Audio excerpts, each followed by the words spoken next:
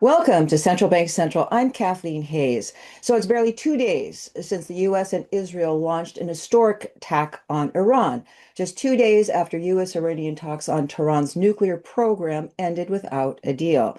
The US calling it epic fury, Israel calling it lion's roar. Donald Trump announcing just hours after it started that Iran's supreme leader, Ali Khamenei, had been killed. Iran immediately launching counterattacks throughout the Middle East in retaliation to what its foreign minister called an unprovoked illegal attack by the US and Israel. So, as we try to keep track of these fast-moving events, what they mean for the region and the world, and what impact this will ultimately have on global economics and even central banks, perhaps, we're happy to welcome back to Central Bank Central Jacob Funk Kirkegaard. And let me just tell people importantly who you are and what you do. You're a non-resident fellow with the Peterson Institute for International Economics, a resident senior fellow with Breugel in Brussels.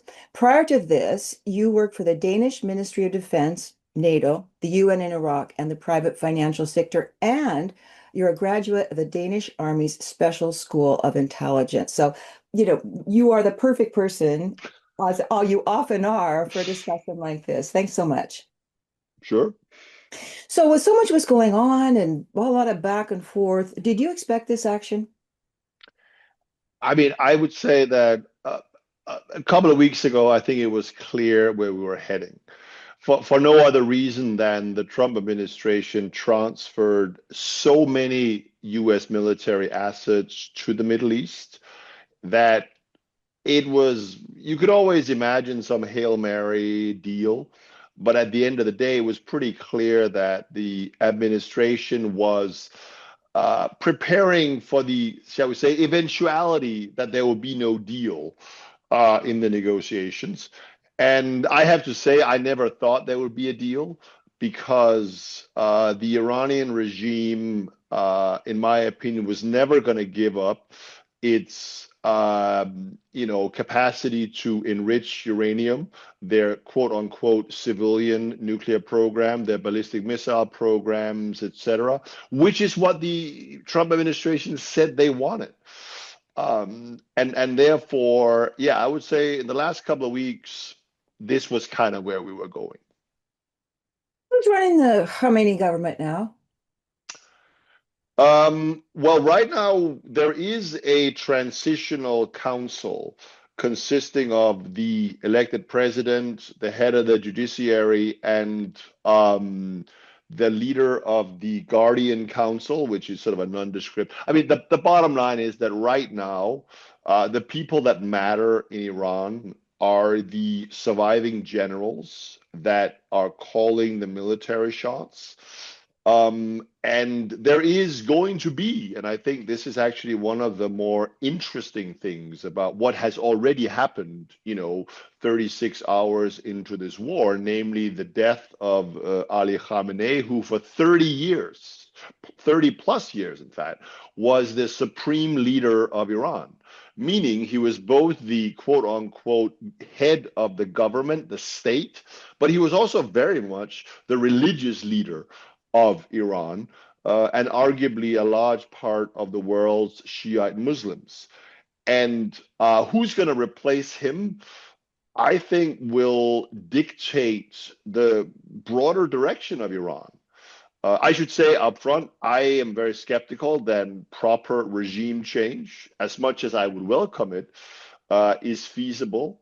And the reality, basically, in my opinion, is that we're dealing with a regime that has shown us that they have thousands of people who are willing to go into the streets and shoot their fellow Iranians down and kill them. I mean, and that is a regime that's very difficult to overthrow with air power. So I think we need to think through. We can wish that there's a regime change, but I think realistically we need to think about what comes after Khamenei. And I don't So, think we know. It could, and I don't think there's any guarantee that it'll be a quote unquote better guy, a reformist, a pragmatist, etc. I think the risk is that it might just as well be a hardliner.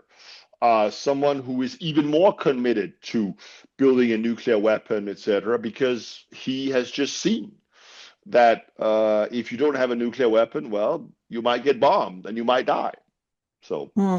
Well, what about the possibility of an insurgency by the people of Iran? You just talked about the thousands of people willing to shoot them down. But at a time like this, when a big change has been made, is it possible there are more people just sitting back who maybe hope for a moment like this, who might be willing to step up and make it harder for those people who were shooting people down in the streets just 3 weeks I ago to move ahead? I I sincerely hope so.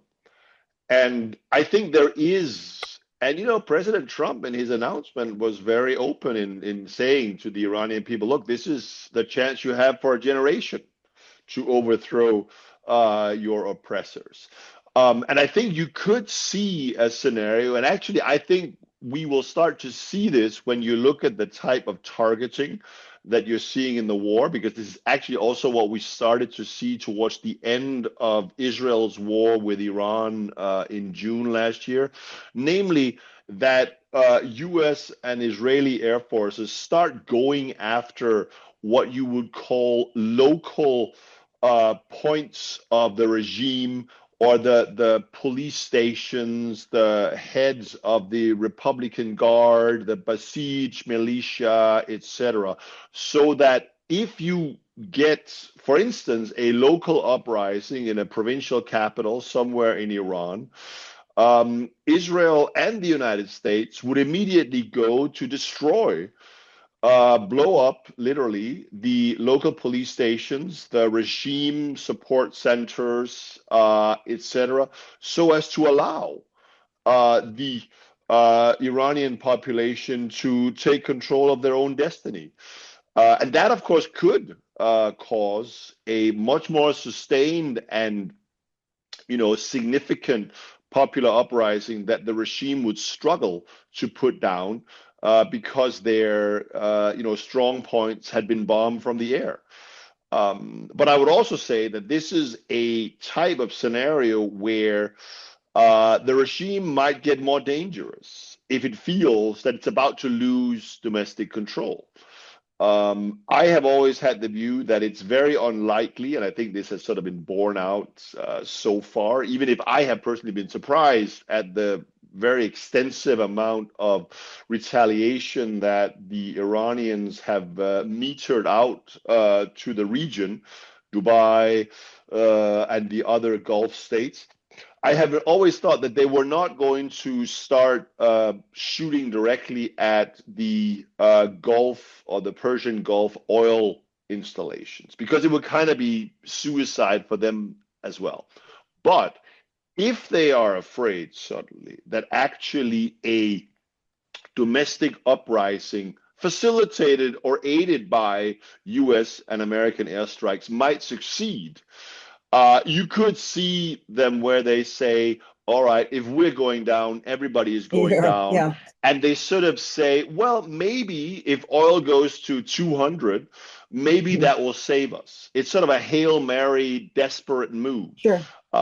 So it becomes a more unpredictable and dangerous situation on both directions. It is what we want for regime change, but it could also lead us with a much more damaging being done, much more damage Sure. being done to the regional oil sector. Well, do you think that it's possible that, the US and Israel forces, CIA, Mossad, the clandestine forces could be somewhere on the ground in Iran right now, helping to orchestrate some kind of transition? Is that out of the question? Oh, I don't think there's any doubt that certainly Israeli intelligence, Mossad has people on the ground. I mean, we have seen that throughout the last many years that Mossad, Israeli intelligence have repeatedly carried out very daring, assassinations and other things. So I don't think there's any doubt about that.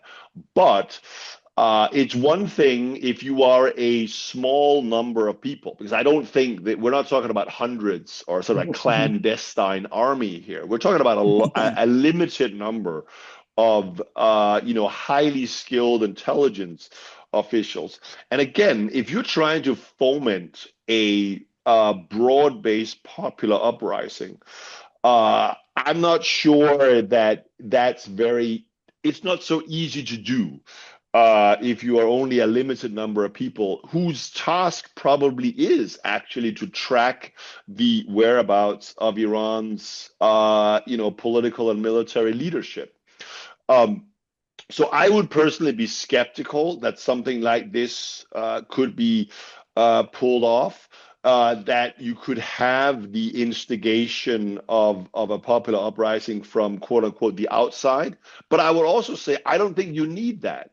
I actually think that we have seen repeatedly over the last number of years that given the choice of a little bit of freedom, the Iranian people chooses to rise up against this regime. If they are not afraid of being shot down and gunned down in the street, they will topple the statues of the supreme leader and they will burn the, institutions of the regime. They want freedom, but unfortunately, this is a regime that has repeatedly proven itself to be very, very effective and ruthless and willing to shoot down and kill thousands of Iranian civilians. So, stepping back a bit, what impact will this have, do you think, on the balance of power in the Middle East more broadly? Well, I think actually, as I mentioned earlier, I think one of the most surprising things about this war so far is the amount of retaliation that the Iranians have dished out to all the Gulf Arab states. I mean, when you're looking at sort of statistics that suggest that actually more drones and missiles were fired at the United Arab Emirates than Israel, and that all members of the Gulf Cooperation Council have now been directly targeted by Iran. That is quite a surprising stats. So I think one of the things that we will see from this, longer term, even if I'm not predicting regime change in Iran, I think you're looking at a GCC that is much more implacably opposed to Iran because I mean, if you're Dubai, for instance, right, you have sort of a business model that says, okay, I offer you tax freedom and an easy lifestyle, quote unquote, sort of paraphrasing a bit. And all of a sudden, all the expats and other people living and working in Dubai have to contend with the fact that they're being bombed and droned and etc. from their neighboring country, Iran. Does that fundamentally alter the perception of Dubai as a place to live and do business and the quote unquote business model of Dubai Inc.? I think it might, right? We'll have to see, but I think the bottom line is that this entire region, who have been sort of waxing and waning between being pursuing a diplomatic solution with Iran, some sort of partly also actually because they were no longer so sure about the U.S. military protection with President Trump, and before that. Also earlier administrations that perhaps were less prone and less endeared to the region because of human rights concerns, etc. They are now going to be looking, I think, to oppose Iran implacably. And how will they do that? Well, I certainly think that if you're Israel and you can offer to sell this region very effective air defense, etc. Well, I think there's kind of a business opportunity there, if I might put it that way.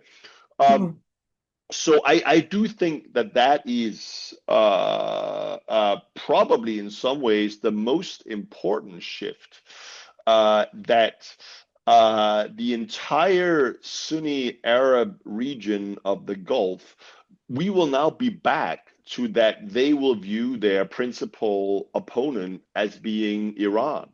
And that was less so, that was less clear only, a few days ago. So, Iran has been a source of disruption in many different ways in the Middle East, from the Houthis to the Hezbollah to Hamas. Do you think that their sponsorship of these groups will continue? Do you think it might stop after some of these military actions against Iran? What do you see there?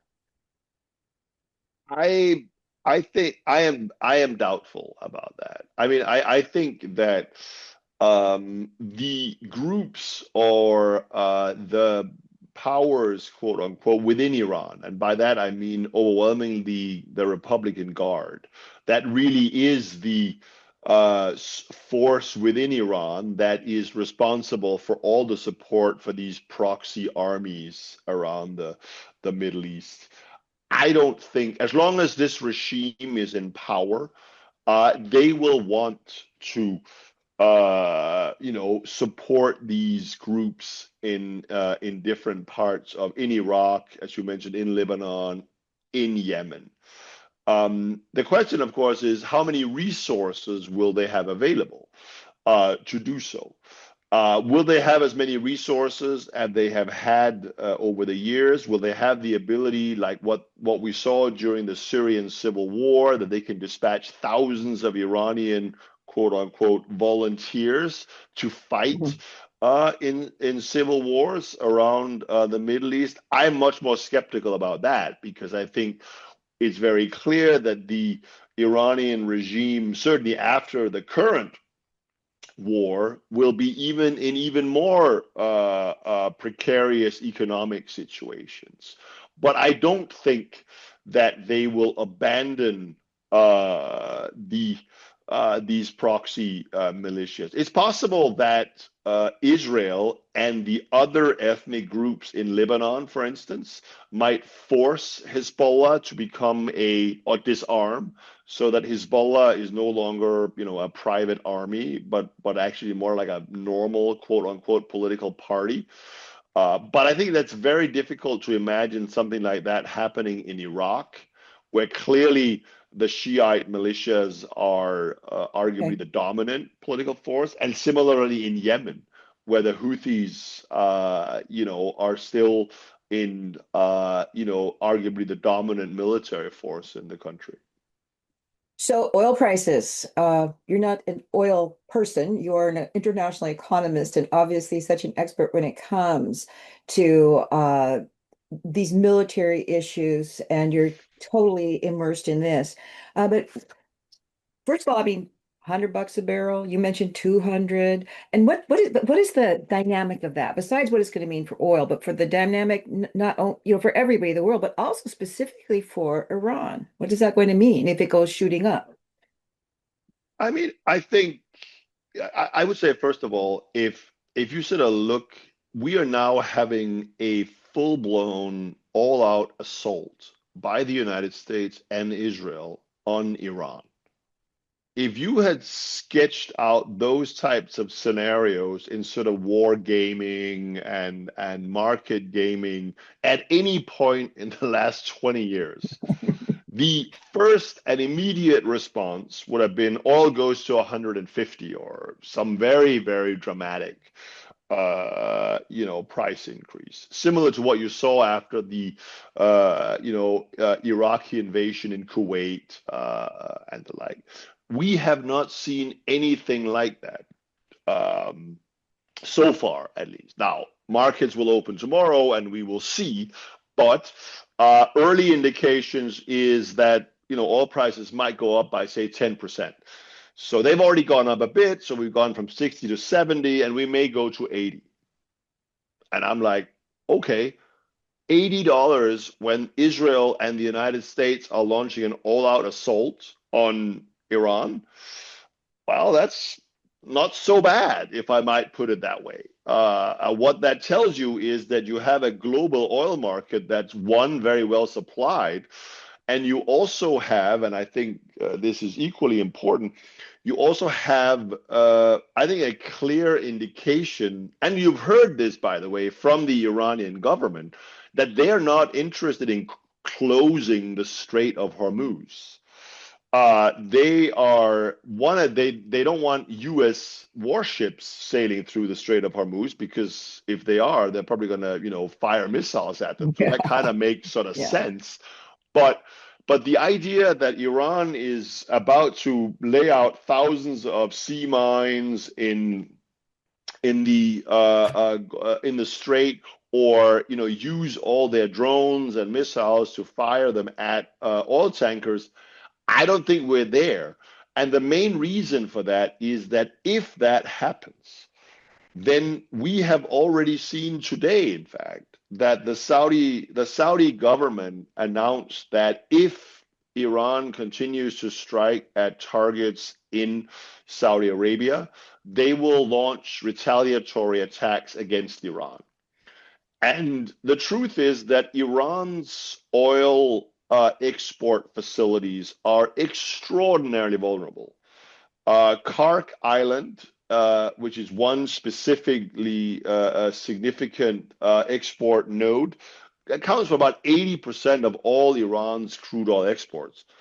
The Saudi Air Force could easily destroy that if they wanted to, because it is clear by now that Iranian air defense, such as it existed a few days ago, is now gone.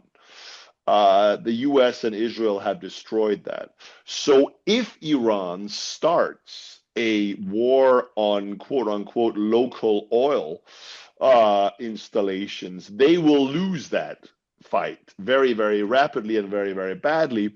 And it will be much more difficult for them to rebuild than it will be for the Saudis and others, because Iran will be subject to sanctions, etc. So I'm therefore, $80 is, it's 30% up from $60. But again, we're dealing with arguably the worst contingency that we could have imagined over, in the Middle East, and we're not even at 100. I'm not saying we can't get there. We could, if I'm wrong, and Iran starts shooting at out of desperation, or maybe some local commander goes nuts and he has no connection, or is no longer under the control of the central government in Tehran. I mean, you can think of all sorts of scenarios. Something can go wrong. I mean, a missile can go astray. A drone is subject to electronic warfare, and you can think of a lot of things can go wrong in war. So the probability is not zero, by far not. But is it the base case that Iran does this? I don't think it is. I think the base case is that they don't do it, and they continue to strike, at least for the next couple of days, seemingly against the Gulf region. I think it's a foolish, mistaken, and misguided strategy, because they will not convince the Gulf region to put pressure on the United States to end the war. Rather, they will convince the Gulf states to be implacably opposed to Iran. But that's a political mistake, basically, by the Iranians, I believe. So I think, yes, I think we'll see 80. We might go a little higher than that, but it's going to be temporary. I think over the next couple of days, you're going to see oil tankers sail through the Straits of Hormuz. And, especially those oil tankers that Iran really wants to access global markets, namely the Iranian oil tankers that supply oil to China. Is Iran going to shoot at those oil tankers? No, I don't think so. And therefore, I do think it's perfectly rational for insurance companies to ratchet up the premiums and other things, cancel policies and all of that, because again, we are in the worst possible scenario that we could have imagined for the Strait of Hormuz, for them to do that. But I don't think it'll last, because none of the participants in this war, not Iran, not the United States, not the Gulf Arabs, not Israel, have any, in my opinion, any interest in seeing oil at 150. So I don't think it'll happen. Sure. The probability is not zero, but it's certainly not the base case. What is there a point? You're the expert, but you kind of can't help but wonder. All these things are going on, and Iran is, they would say, hey, we've been attacked horribly and unfairly, and the United States should have never done this. Other people would say, well, actually, it was just what people are waiting for happen, and people, Iranians who left their country to come to the U.S. and other places because it was so bad for them there would probably agree, right? But when it comes to sort of the geopolitics and the balance here, is there any point where everybody but Iran is sort of on the same page, at least when it comes to somehow changing the regime in Iran? I mean, you talk about the Saudis, you talk about other countries, you've got, Israel, US, or is that just something that's never going to happen because ultimately it really does have to somehow come from within Iran and the Iranian people being able to push this? Yeah, I mean, look, I don't think regime change cannot happen. I'm very, very skeptical that it can happen because of airstrikes. Not entirely impossible, but highly, highly unlikely. Ultimately, you need to overthrow a regime that one has been in power for, the better part of 50 years, clearly has thousands of people ideologically committed to the regime and that are willing to kill. You're not going to get that type of political change by diplomatic pressure.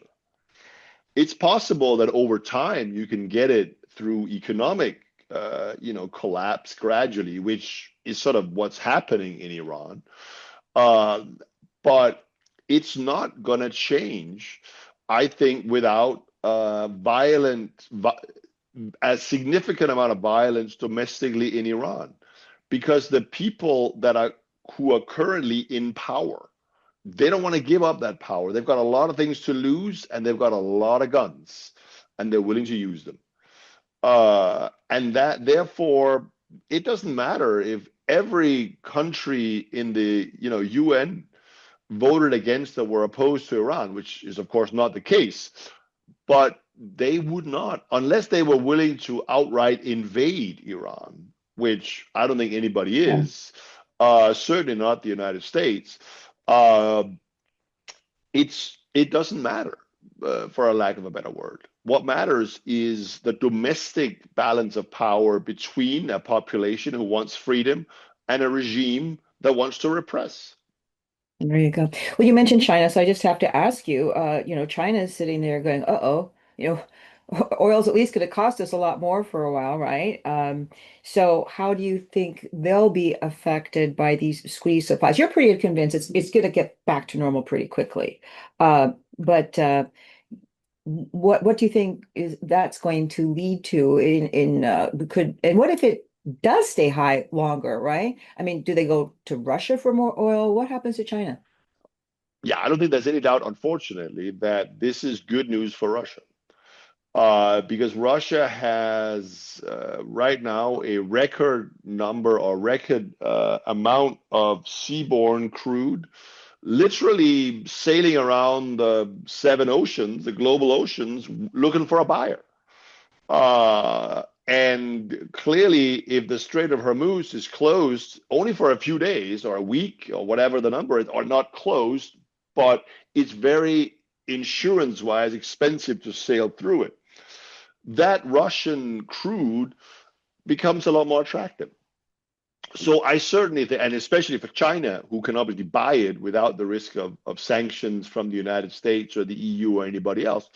So I think that's what China will do. The Chinese are very pragmatic or immoral or opportunistic or whatever you want to call it. They will buy from the cheapest available buyer. And going forward, for a while, that could be Russia. So I think, as I said, fundamentally, when you're dealing with a major war in against Iran and the oil price indicatively only rises to $80, that tells you that the global oil market is well supplied, in my opinion. And that means that the downside for China is relatively low. Also because China has been buying up they have a big stockpile, right? They have been trying to diversify out of dollars and euros and other currencies to buy physical commodities. They obviously bought a lot of gold, but they certainly bought a Hmm. lot of crude. They bought a lot of crude oil as well. So in the short run, is this something that worries China very much? I don't think so, Okay. frankly. All They'll right. be fine. I just have to ask because, President Trump and Xi Jinping have a big summit coming up soon this spring. And what about the balance of power between those two? Is there any way this maybe enters in? I was speaking to someone who spends a lot of time in China who says that actually the Xi is very, very eager to get certain to get on the same level with Trump, or to make deals to be not so opposing, having the two oppose each other, but really have something that brings the two countries together and helps China. Okay, what do you see there? I mean, I think that uh, fundamentally, Donald Trump has now arguably invaded two countries. Venezuela, now he hasn't invaded, but he certainly attacked Iran. I think, personally, I think Cuba is prone to be the next country that will either collapse or be subject to, if you like, coercive force by the US government. So Trump is a president who's clearly found his liking, despite running as a quote unquote anti-war president. He kind of likes the military, right? He kind of likes the ability to do that. And that, of course, in some ways, is unsettling for China because China, with Taiwan and etc. And so you could totally understand why a president like Xi Jinping, who, in my opinion, faces a structurally very, very difficult macroeconomic situation in China, that he doesn't want to have the sort of famous unpredictability of President Trump once again affect the Chinese economy negatively. We don't want another repeat of April last year.